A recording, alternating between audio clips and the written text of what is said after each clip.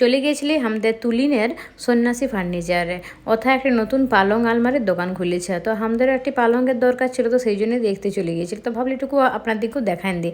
তো পালংগুলো তো ভালোই লাগতেছিল দেখতে, সঙ্গে কিন্তু আলমারিগুলো দমে সুন্দর দেখতে লাগতেছিল। তো ওই জন্যই ভালো ভালো সবগুলাই দেখে নিতেছিলি। এসেছি পালং কিনতে, কিন্তু বলি যখন পালংয়ে নিব তো সবগুলাই দেখে এলি।